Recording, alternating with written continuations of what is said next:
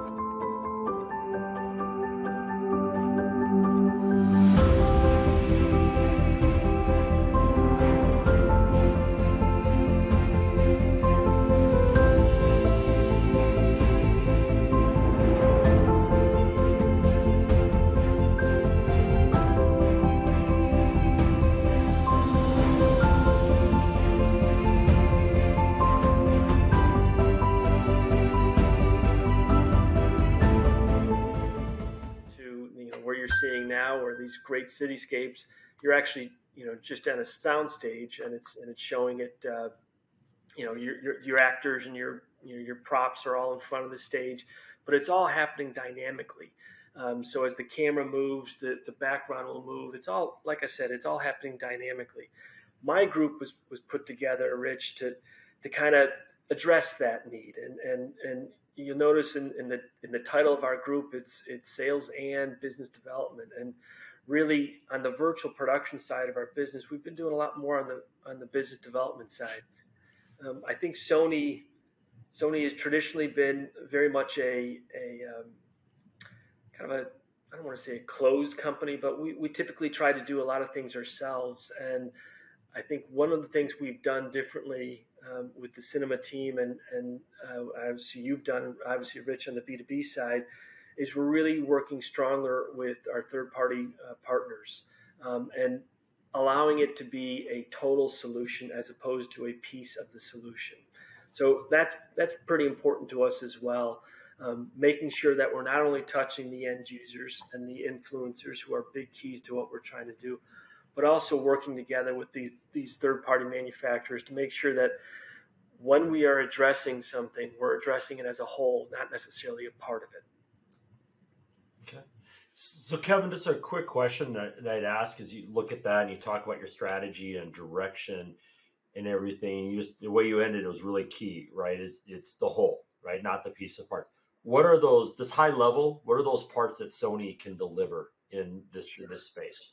So I talked a little bit about the camera, and people look at Sony as, okay, we have top world-class cameras, and obviously on the display side, we have best in class on display in terms of what we've been able to do with the Crystal LED product over the last 7 years or so, and now this latest iteration that came out earlier this year. That product is, again, the contrast levels are fantastic, the viewing angles are great, and all that lends itself really to virtual production environments. So we have the cameras, we have the wall. Now the key is, how do we make those two things talk? So when the camera's shifting, the wall knows what it's doing. We also, we're Sony Electronics, but we have Sony Pictures, we have Sony Interactive. We've made a partnership with Epic Games. So we're a part of a lot of those elements. And I think what we've been spending the last couple of years doing is figuring out how we can all those elements can work together. So it's all dynamic, it's all intrinsic, and it's not something that you need we talk a lot about demystifying the process, and I think that's key for it. So again, there's parts, and now it's making those parts work together. Okay, perfect. So Jason, you get to demystify all the tech, right? So let's talk really high level at the very beginning. How do we fit in that virtual production process when it comes to tech? Yeah, thanks, Rich. Like Kevin said at the, beginning of the day, we are a display and camera manufacturer, and I think that's the first thing that we're offering to this space. But it's not the only thing.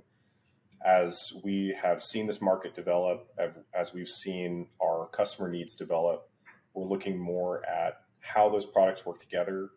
And then to Kevin's point, how our products work better with the solutions, the platforms that are already on the market. Because we know, even though, this kind of virtual production space has been really active just in the past 2-3 years, it's developed very, very rapidly, and institutions, organizations, they've already standardized on certain platforms.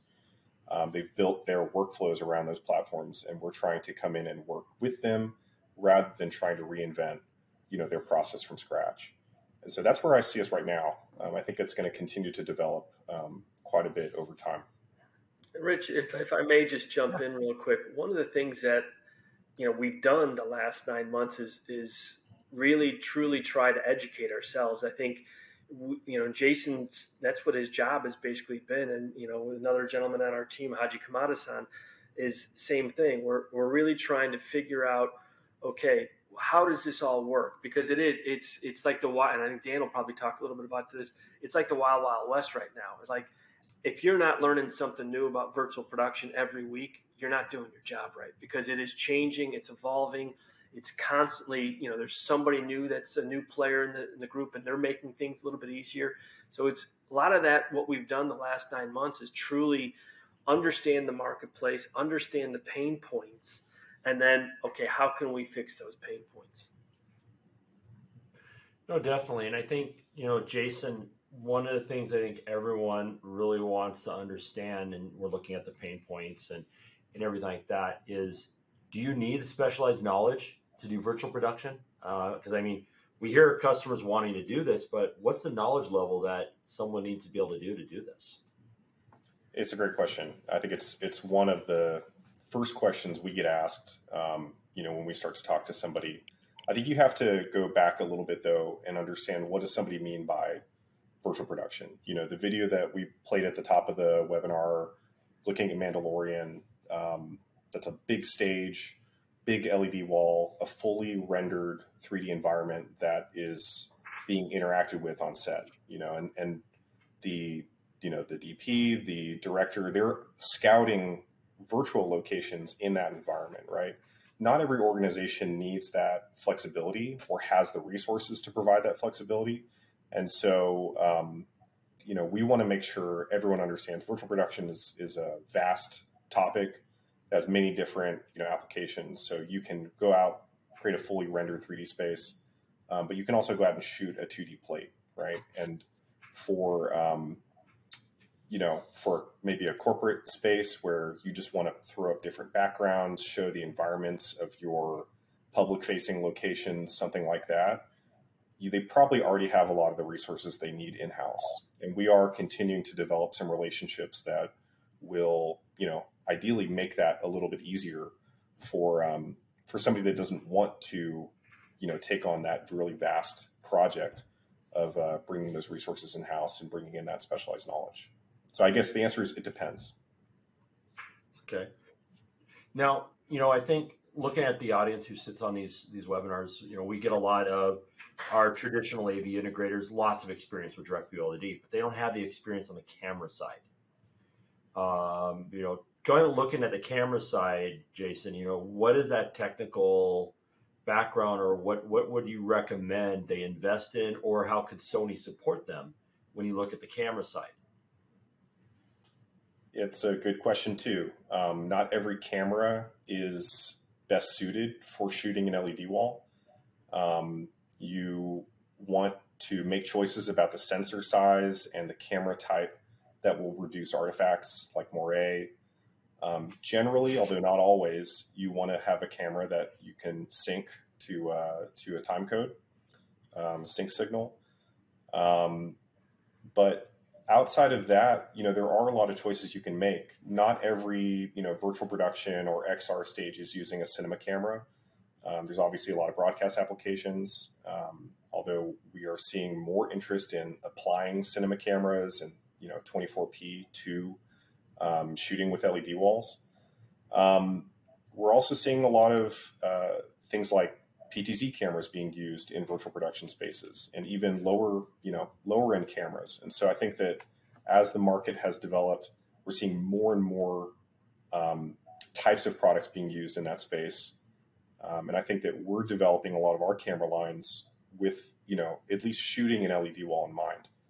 So, again, I think that was kind of a vague answer, but, we're figuring this out, a little bit over time too. So, Kevin, yeah. One other quick thing, as we look at the virtual production process, and again, I think Dan will probably talk a little bit about this, is the idea of most of the work. There used to be this thing called fix it. Well, we'll fix it in post. Well, now with virtual production, you really have to fix it in pre. And I think some of the things that we are investigating on our end are what are some of the things that we could potentially do to make that pre-production, that pre-visualization process easier.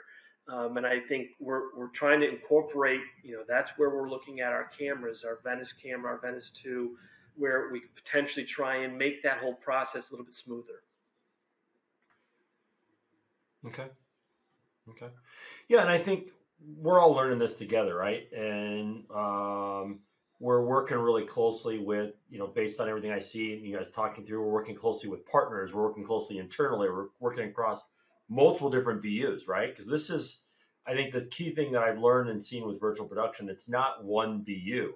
There's multiple business units within Sony that are part of this equation. So that's a great thing. I think from an aspect of what you all bring to the table and working with our customers and our partners is the fact that you're that bridge across all these BUs. And that's a huge differentiator for Sony, because everything I see from the outside looking in at the virtual production team, there are no other companies who have what we have. And the key is now that secret sauce of how you can bring it together. Yeah, Jason, I was looking at some questions on the side, and it's going to sound really kind of simple, the question I'm going to ask for you. What's the difference between this and a green screen? Yeah, and I think it's debatable. Some people would tell you, and they're right, that you can use a green screen in some cases in these applications. The term virtual production, it really goes back to even a couple decades to a pre-production process for blocking and planning shots, those sorts of things. This definition that we have now of a large LED volume and a high level rendered environment, those sorts of things. That's I think what most people think of today. But sorry, what you're talking about, a green screen, most of the time that's being composited in post, right? After they finish production, they're going out and compositing in a scene, and it can be very labor intensive. There's detail work that has to be done, all sorts of stuff that adds time and of course cost to that process, right? The idea of this virtual production, in camera VFX, is that you're doing that compositing in real time while filming is taking place. So not only are you saving that time in post, and you're able to achieve certain effects like seeing that background through a transparent object like a glass or something, you're also giving your actors, your subjects, a better sense of the environment that they're in, right? So you have, there's other way more benefits too, right? But at the very basic level, those are the key, targets for shooting in a volume. Okay, no, definitely. All right, so Dan, we're going to switch over a bit over to Hollywood and what you're seeing on the Hollywood side, and we know that Mandalorian really put virtual production on the map. What else are you seeing going on or uses in the Hollywood world? Yeah, I think everybody points to the Mandalorian, and Kevin mentioned how quickly things are changing. When we talk to a lot of the people associated with that, they look back on that and they go, wow, that was so long ago. And the idea of the Mandalorian made good sense, because when they built those environments, they were able to use them over multiple shows. So that's, I think, the thing when they talk about virtual production is the idea that we can either put you in a world that doesn't exist, like Mandalorian, or we can put you on your patio or your dining room at any hour of the day, any time of day, any day of the week. So then if we're shooting in LA for Seattle, for instance, Station 19, they shoot here in LA, but they're based in Seattle. So that means a fire truck driving scene. There's scenes with the Space Needle in the background that really sells the fact that you're in Seattle. And all that happens in LA. They go out, they capture backplates, and they do that. So that's probably, I think, one of the more practical applications that we're seeing. Driving stuff every day, all day. If you think of you're going to do a driving scene and you had miners and you had to drive 2 hours out to location at night in the rain and shoot that and then come back, it's really limited. You can't do that. So they'll shoot that on the set, on a virtual set, and they can have access to the actors who, in the case of miners, we have limited access, be able to do that and be able to have a quality product that they're able to do on budget within time frame. And that's where we're getting now in the scripts. They'll look at the scripts, they'll break the script down and look at what pieces make sense to shoot on a virtual production and what makes sense. If you're going to do one quick scene and it's the two primary actors and one camera can go shoot it somewhere they have access to, great. But even places like Santa Monica, if you were to go out to shoot the pier in Santa Monica, it's really permit intensive. So you would have to then get permits. It's a real problem. You have to stop traffic. All of those things allow you now to be able to shoot Santa Monica Pier any time of day, regardless of weather. Now you can do that in virtual production, and that starts unlocking some things for writers to be able to go do, because they don't have to be limited to say, we don't have the budget to go to Santa Monica Pier. And it's just simple locations like that. You don't have to be going to France or somewhere else. Just everyday locations that are problematic for productions, we're finding are moving to virtual production. Okay. So I think one of the things you talked a lot about, a lot of different benefits, right? We talked about the efficiency levels and all those stuff. Can you talk about how the importance on pre-production a little more in depth? I think there's so much value that we see in what you guys are doing and how Hollywood's seeing this. I'd love to just hear more about the value from pre-production. Yeah, it's a real shift in the way that productions work. In some cases, if some director is like, I just like to be spontaneous, it's almost like, hey, we better not do virtual production, because this really takes a lot of pre-planning. And it's a real challenge to producers who aren't used to doing this type of production, because the budget gets shifted to the front.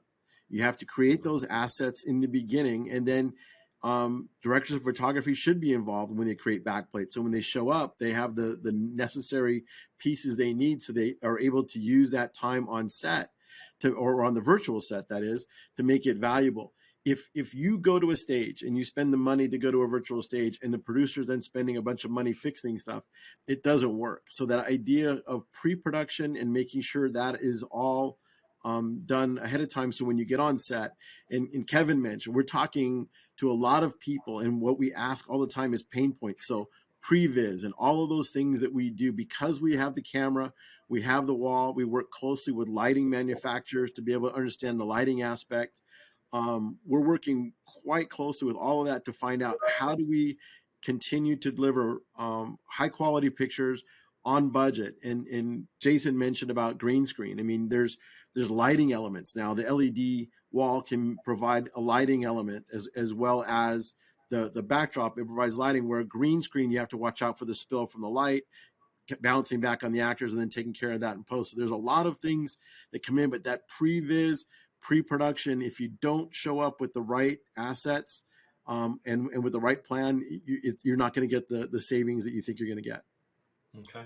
So maybe tied to that, from a business perspective, are you seeing pushback? I mean, is virtual production truly efficient for Hollywood, or is it more of a like to have for certain aspects of the production? Yeah, again, it's we watch producers when we go through this, and some of the things, the light bulb kind of turns on when they see those little things that they can do that they know would cost them $350,000 for driving scenes, that they end up spending $100,000 a day because they did 8 pages in a day. So they're starting to see those savings, and it's almost like they tell 2 friends, and so on and so on. So it's one of those things where it's not a matter of, hey, here's this paper, read about it. It's their experiences and them relating back to us that would have been $300,000 a day, and we spent $100,000 a day. And that's, that was over 3 days. So that's $900,000 versus $300,000. And that's just one episode. So now you start extrapolating that over multiple episodes, over multiple seasons. You've created the driving place. You've created all those places you're being.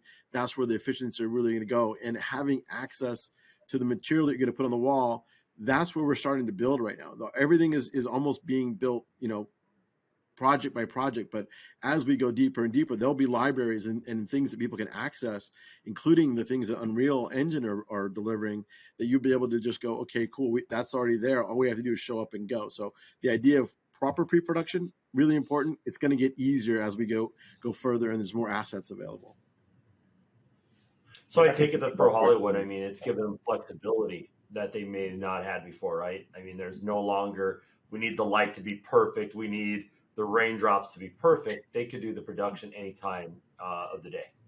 And that's just it. If you want golden hour, you can have golden hour for 3 days straight of shooting. And that in cloud cover doesn't bother you. All of those things are the real advantages, because if you take everybody out to go to location, and that day it's cloudy or rainy, you scrap the whole day. Maybe you scramble to figure out something else to do.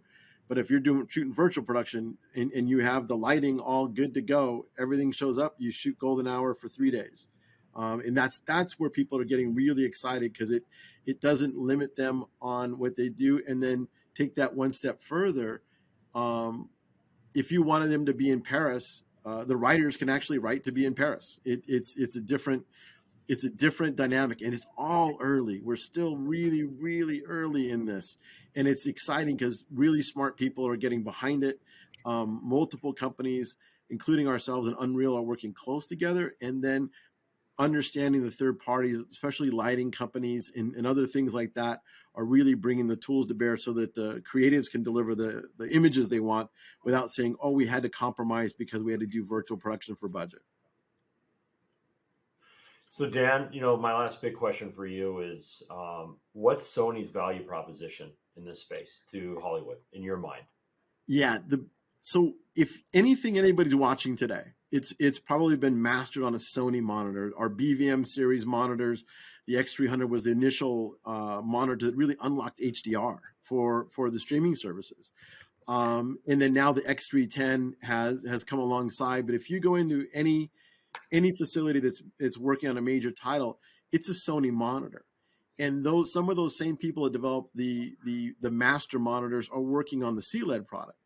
So now you have color accurate monitors that Hollywood's trusted now for years, developing the working on the CLED, which now that colorimetry of the wall, the ability to take the in-camera VFX, as Jason mentioned, if it doesn't look right and it doesn't matter, you're still going to go back into post and spend a bunch of money. So the idea that we're making the master monitors everybody's been looking at for years, working with the panels, combining the groups, not only here with our group, but in Japan, there's people who are camera people and display people that are now brought together for virtual production. So it's a very combined effort that only Sony can bring to the table. And that's the exciting part. That's what has Hollywood really excited and cheering for us, because we understand what it means to do finishing and all those other things that they care about, is the camera side, the finishing, and now bringing that all together, including the ability to have Sony Pictures and other people to work with, has been really, I think, our greatest advantage.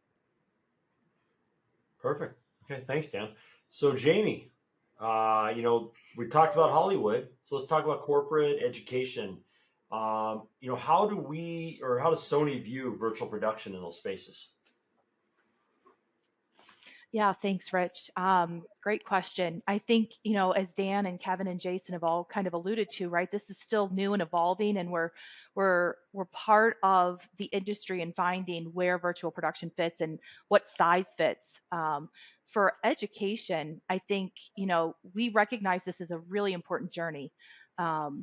Not just being a supplier of technology and product, but really bridging the pedagogy of teaching students, training them, putting them out into the workforce, helping build those curriculums with the faculty, bringing in those partners, those system integrators, the consultants, the design teams, to really make sure that we're matching that institution's goal.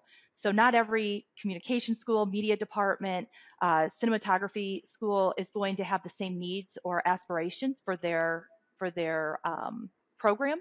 So everything needs to be a little custom. We need to be flexible. But I think, as you heard throughout the panel today, we're not just a manufacturer, right? We're an innovator of technology. So we have this lens to living room ability based on innovation and imaging across the cameras, the reference monitors, and the video wall. And we're working with all those industry experts to really bring that complete ecosystem to the market. Okay. So can we talk a little bit about how universities are adopting virtual production? I'm assuming you've got kind of two aspects, an educational aspect and even a use case aspect. Can you kind of talk about both sides?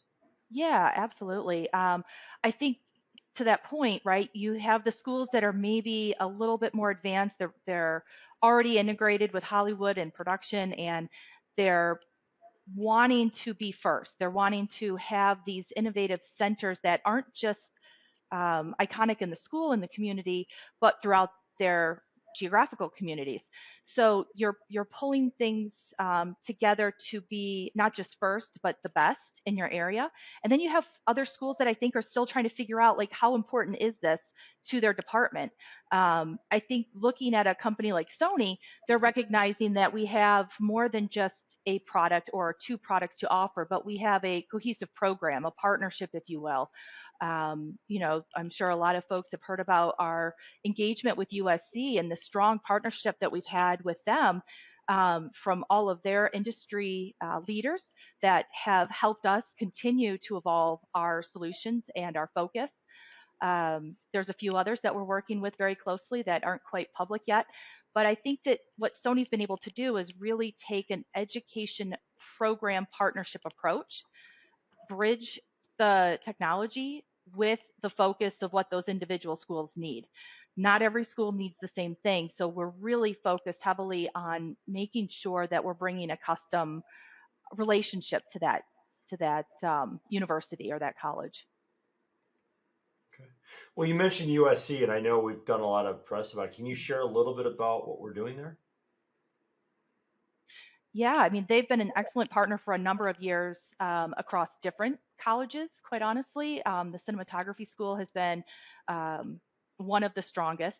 And from that, we've been able to partner with them to bring a large volume using our Crystal LED B Series virtual production product, the Venice camera line, our FX camera line, other products throughout our portfolio that helped enhance that.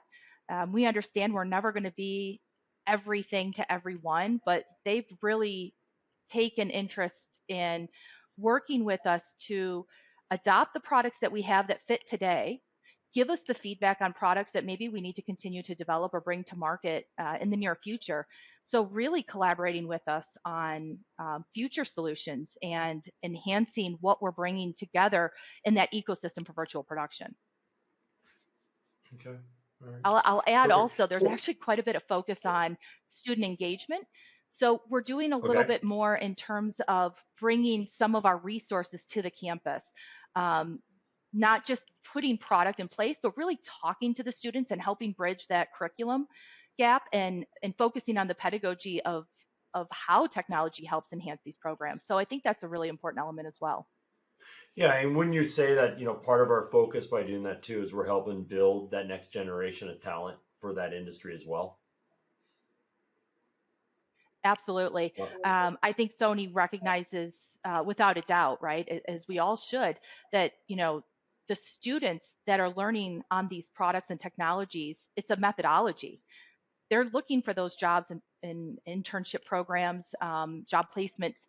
They're going to be the next producer, cinematographer, director, stage owner, right? All of those different touch points throughout an entire production.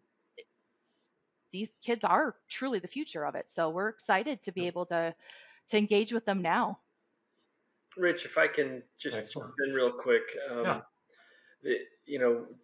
Dan actually just participated in something where we brought students from USC as well as NYU to an event that we had, and we had them sitting down with our engineers and really to help us figure out, what are we doing right? What are we not, maybe missing the mark on?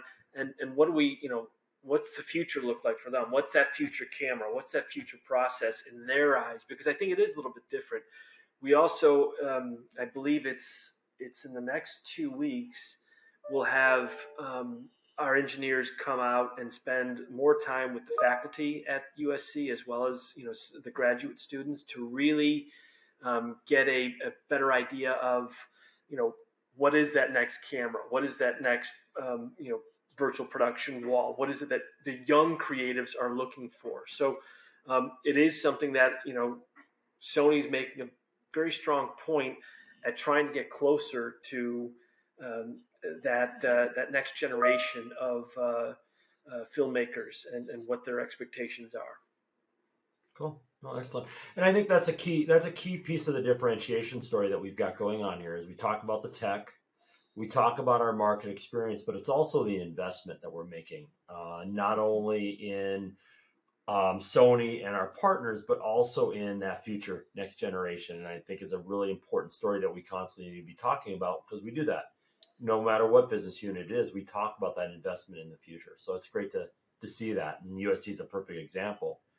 So Jamie, still sticking on with education, we are going to talk a little bit about corporate in a second, but I want to talk about one more thing on education, and that is, what's driving their focus when they're selecting the virtual production, right? What's driving their decision? Is it a price decision? Is it a quality? Is it feature set? What's driving that decision for them? Yeah, I think what we're seeing is it's individual, right? It's institution to institution. And I think the common thread is always going to come down to support. And that doesn't just mean after a system's been sold and installed. It means on the front end too, right? The consultation that goes into helping build the right virtual production set, the size, the volume, the selection of cameras, the type of programs that we can offer to the students and the faculty, the type of training that comes along with that. Sony has invested a lot of time, a lot of resources to formalizing options for institutions in higher education, and so it's never done in a silo. We work with consultants, we work with system integrators. Sometimes we even work with architects. And, it's always a direct relationship with the school, because we want to make sure that we're delivering not just the right product and technology, but the right level of support and service. And that, again, starts at the beginning of helping design, consult, recommend integrators and channel partners if they don't have them already identified. We get a lot of requests for that right now in virtual production because it is so new. And their existing system integrators may not have done a volume yet. They may not have had that experience to really understand the camera tracking and lighting elements that go along with creating a virtual production set. And so we're here to help bring in some of the experts that we've been working with. And I think that's a really important piece of it. So I would say support's one of the biggest common threads across all of higher education. Okay. And one quick thing before we leave education is it's probably one of the biggest challenges Hollywood has is finding qualified people who know what they're doing to be able to run these walls and do this. So there is a huge push in education to be able to get qualified people to come out and take all these jobs that are brand new to the industry. So there's a real opportunity as opposed to working your way up through many, many years or many, many layers of people. You could jump right to the front of the line if you're a smart, bright person willing to work hard. There's jobs in Hollywood that tomorrow that they would snap you up. And even if you had the basic ideas behind virtual production, they would take you and groom you because they are starving for people to be able to man these productions. Yeah, So those who have kids going into college, they should be taking lessons on this now. I would be virtual production Johnny 101, right? I would be all about. I would have T-shirts. I know virtual production. I'd be walking around LA all day. Yeah, the only thing I'd add, Rich, is we when people think about virtual production, they think about obviously the Mandalorian, those sorts of things. But the bread and butter really is it is maybe smaller walls, it's process stages, it's XR stage, those sorts of things that you can quickly move in and get a few quick shots. And I think from a school perspective, in terms of training individuals, like again, it's making sure if you have the concepts and principles of what it is to do these smaller type of applications, it will translate to the larger ones at some point. There's certainly an education process that still needs to happen, but I think what schools are starting to do is focus a little bit on let's make our students ready for what is today's, what virtual production means in today's world.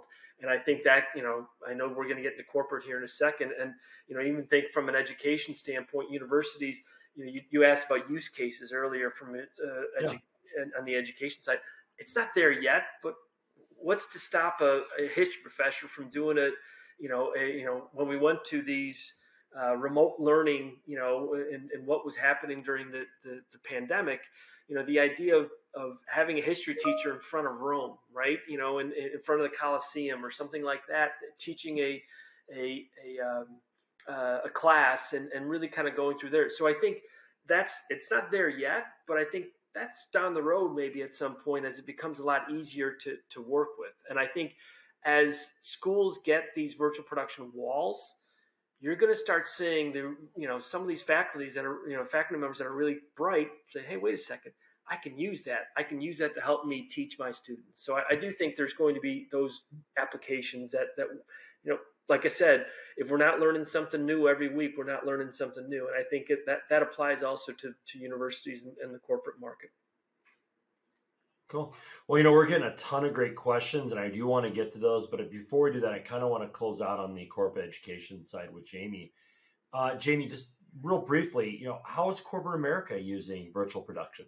I mean, we've talked about education, we've talked about Hollywood, but how's corporate America using it? Yeah, it's actually pretty diverse. So we're excited to be involved in some of these early discussions and designing of applications. I would say that we're seeing a lot with cataloging of products, right? We're seeing a lot of big companies that are really interested in digitizing and creating those assets for their entire portfolio. We're seeing keynote speakers wanting to have site locations. We're seeing a lot of really unique applications. Some of them are a little hush hush still, so we're keeping them under wraps out of privacy and under NDAs that are in place with some of the projects that we're working on. But we're really seeing corporate applications span across some government applications as well as like those Fortune 500 companies. So when we're looking at virtual production in corporate, there tends to be a little bit of a blend with XR as well. So that mixed reality stage, again, some really innovative things that are happening. Don't want to share too much, but I think we're still really early in corporate adopting virtual production more so than Hollywood. They're really interested on that ecosystem, the price point, that workflow. Again, really relying on the channel for bringing in that knowledge base of how to help with that, the budget cycle, and how much can really be done upfront and in pre versus that post production that has been so common in production. I think one of the things though on the corporate side is commercials. They're shooting all their product, and that is becoming something that's happening every day, especially if you think of a product that is, you don't want anybody to see the new car or the new whatever it is. Yeah. You can go to a virtual stage and be able to lock that down and shoot your product shot. So I think that's going to help corporate kind of from the commercials. They're going, well, we shoot a lot of commercials like that. Why don't we do that? So I think that's going to spark some more interest too in the corporate side as they're doing more and more commercials are being shot on stages. Yeah, and Dan, maybe tied to that, and it actually hits one of the questions that was asked. Can that also be a good way of demonstrating new products? So, I mean, instead of always relying, we rely a lot on trade shows for demonstration opportunities, right? Or you do road shows and stuff like that. But could we use a tool like this to do product launches or talking about our products in new creative ways than we've ever done before that you kind of struggle with in in-person demos? You don't normally get all the opportunity either because of cost or the size. I mean, is this an opportunity for corporate America as well? Yeah, I think so. You probably can't tell. I'm coming to you from our DMPC with the absolute worst video because we're torn apart with some construction. Otherwise, we'll have a wall here, and we've already done interviews with people against the wall and using that as the background. But the idea of having a controlled environment with really good lighting and really good, all of that stuff is going to make all of those videos that you're putting out. And people are used to looking at higher quality videos now because you can do it with a modestly priced camera and a wall with the right lighting. Now I can be product demoing whatever. We just did we have a new camera that we just announced, and we had done some NDAs before, and we're able to do a very high quality personal demo with some key people ahead of time that we couldn't do. And we did the launch. We did it from here, and it's beautiful. But you now have that high quality, be able to touch people with not just something that looks like you threw together because you've now got that stage built, you have assets, and you can now put together a polished, finished presentation. Okay, perfect. So we're going to go to some of the questions, and we got just some fantastic questions from everybody. Please keep them coming, and if we don't get to them all, we will definitely follow up with you on answers for them. So the first question that I have on here, and I think Jason, you're probably the best one to throw this to. The Mandalorian is an HDR production. How does color gamut of display and camera imager affect each other? And what tricks are used by the DP to get the look of HDR in general? Yeah, it's a good question, and it's important to make the distinction between, how production's shot and exhibited. Right, Mandalorian is exhibited in HDR, but the display is not necessarily showing HDR content, and that color management pipeline from the creation of assets, displaying on on the background on the display, and then being captured in camera is still a really difficult problem in this space. Along with, I think Dan mentioned this earlier, getting accurate lighting, accurate color in a volume is very difficult because LED displays are meant to, emissive displays are meant to be looked at directly, not necessarily to render color accurately on an object that they are, casting light on. So there are productions that are using HDR content, HDR based environments, but there's very few because a lot of the products that are out there today aren't capable of great HDR representation. I think our LED products are different. I think Kevin or Dan mentioned earlier, they come from a background of master monitors and color accurate displays. So we're able to render a much wider color gamut much more accurately and across a much wider, range of luminance than many of the products that are being used today. So we're getting to that point. It's complicated to invest and to, use HDR content in these spaces, but Sony's definitely one of the companies that are supporting, that move and that evolution. Okay. Well, maybe tied a little bit, I guess, the additional question from a technical side. How do you merge scanning frequencies on LED, on camera and on display screen? What keeps them from strobing or blinking? Yeah, visual artifacts are one of the biggest issues with, with shooting directly displayed on camera. That's why Genlock is so important. Although again, some folks are able to not use it and get away with it. I think our recommendation is, if that camera supports it, it's always best. And that way you're linking, you're matching the scanning frequency of the sensor to the scanning, refresh rate of the LED wall. So you're avoiding those artifacts. Other things that happen are, moire interference patterns, where the sensor of the cameras, matched too closely with the arrangement of elements on the display. So you have to get either further away from the display or you have to defocus that background a little bit. These are all the issues that come with using a new technology. We're developing some solutions to help avoid those issues, to make it easier to work with on set. And so, we're going to continue to support, making that easier, more, making a more out of the box solution. Okay, perfect. So Jamie, we talked a lot about film schools. One of the questions we're asking is, are we also thinking about approaching engineering schools to get the designers and the builders to support creatives in Hollywood? Yeah, absolutely. I mean, there's actually quite a few different departments that we're focused on throughout education. So when we're sitting down and building out our strategy, right, we're looking at the entire campus and what those other departments could add value to helping the entire ecosystem of that particular university. Also to help Sony, right, help us continue to develop product, bring things to market, merge the gap with Hollywood. There's a lot of synergy. We do quite a bit with a lot of the schools in some of the major markets to bring in collaboration. I would say we also look at the athletics departments in universities. So there are absolutely architecture and engineering schools that we're looking at and targeting. I think because we're still so new to this in terms of virtual production, we're still on the very cusp of point of entry with those areas. But certainly our history within those schools and colleges across the universities has been very broad. Yeah, and I think we've done quite a bit, especially like in media, working with a lot of these schools, like Full Sail, for example, really helping, working as a partner with them on the technology side, because we got to think about the technical aspect, right, of teaching those individuals how to utilize and develop the tools to work with our products from a technical perspective as well.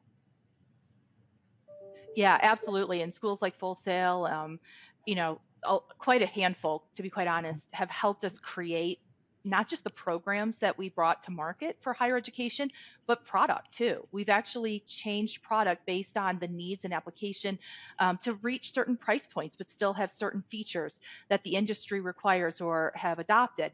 And I think that bridge that education has had on the development of our product has really helped Sony understand the higher education needs and, quite frankly, the value that they add to us as a manufacturer. Okay. So I'm trying to think of the best person to ask this, and it might be a combination of Jason and Dan, but one of the questions that popped up was about the surge in direct-to-streaming production. And it's taught us about leveraging new technical streaming breakthroughs. We have much better compression than we did 5 years ago. I mean, even like 2 years ago, right? To advance production for corporate, education, house of worship folks, reality shows, all those different things. What's been that impact? Jason, if you got some ideas on this? Yeah, I mean, Dan kind of touched on this earlier, but with an episodic, right, you're building content that you're using across multiple episodes, maybe multiple seasons, right? So there's maybe a level of economies of scale that goes into that. And I think this is kind of touching on the corporate applications as well. I think we've all talked about this a little bit already, but every especially public facing company today is a content company, right? And so you're trying to get more viewership, more of the public to see your products, to see your company out there. This is a way to enhance your production, to use assets you already maybe have in-house, but in a different, higher quality way. To me, that's where more streaming, more, social media, things like that can take advantage of this process as well. I don't know, Dan, would you agree? Yeah, I think, when we think of, Netflix and Amazon and the idea that they were delivering to the home over the internet, and they weren't tied to the broadcast standards that we've lived with Rec 709 and HD, that they drove that adoption of people being able to shoot and be able to shoot 4K and master in HDR and then deliver based on what that home can take. In addition to, I now have a catalog of content that from 10 years from now, everybody's going to be watching HDR and 4K. It's going to be simple.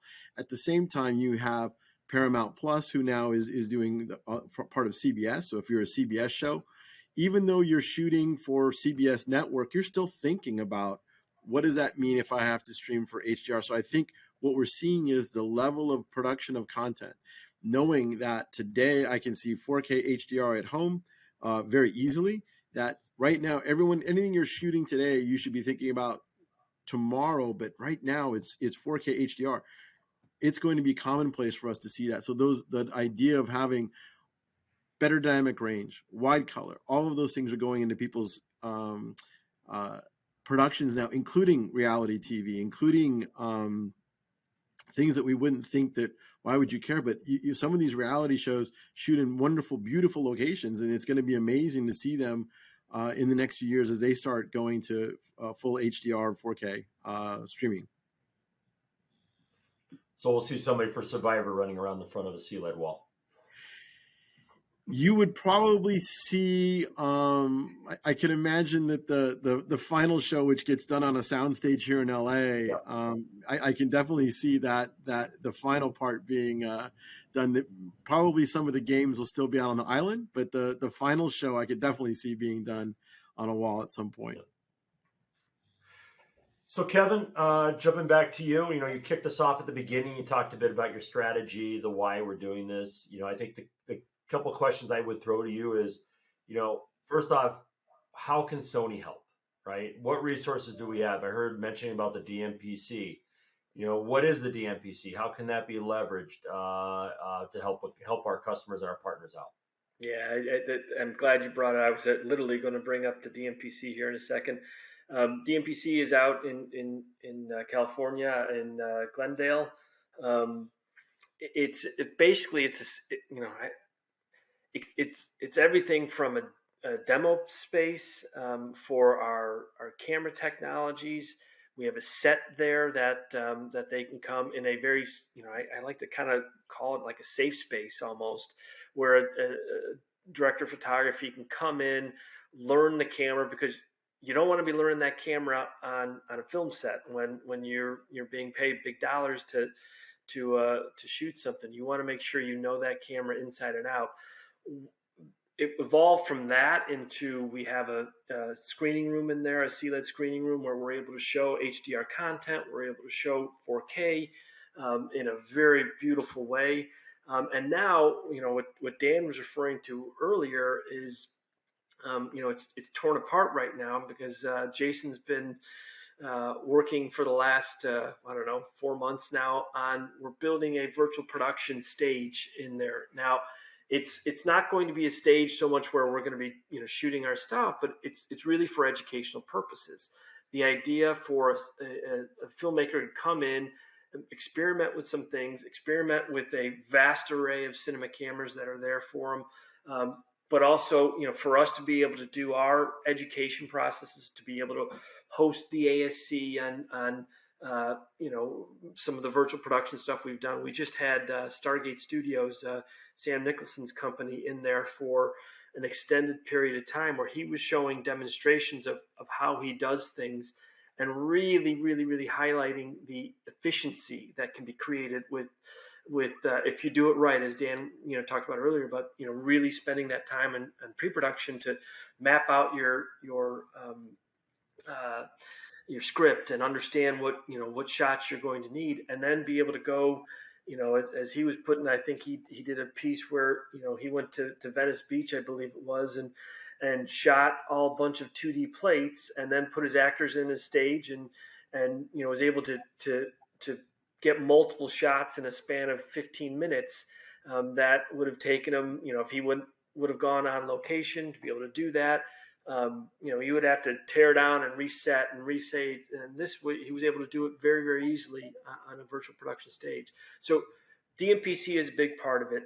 This team, and I think, Rich, you mentioned it earlier, and I should have done a better job of explaining this. We have, like, within Sony Electronics, we have business units, and Rich, you run the B2B business unit. We have the media business unit. We have the imaging business unit.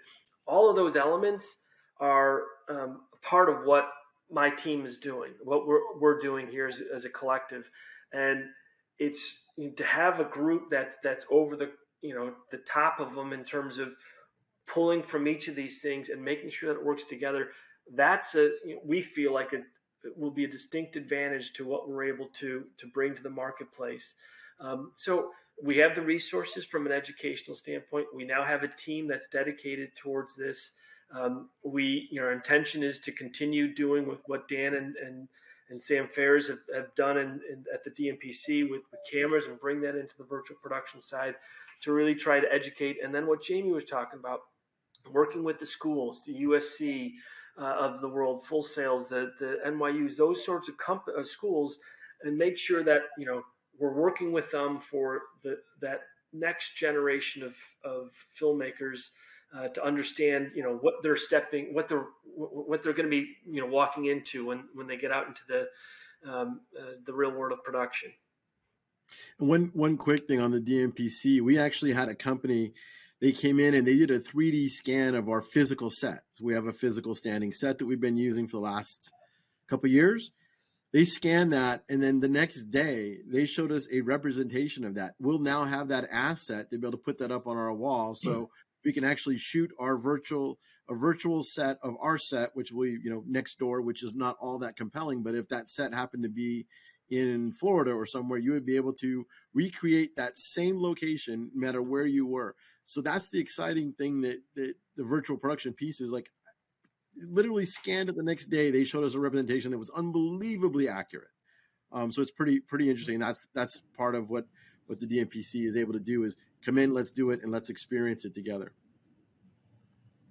Yeah, I got to finally go out after 2.5 years to go visit and wander around for a little bit. So no, very impressive. And I know you need to schedule time to go out there and see it. So I know there's a link to it, and we'll have a link on here for people if they want to look at it, schedule some time, and spend some time with Sam and the team out there. You know, wrapping up here, I want to thank the team for spending some time and all of you for spending time with us. This was recorded, and you'll be able to rewatch it and share on demand from our YouTube channel. You know, we will be having some more RVonAV takeovers here periodically throughout the rest of the year. So I want to definitely thank Kevin and Jamie and Jason and Dan for spending some time with us. Thank you. Thanks for having us. Thanks, Thank Rich. you. Thank you.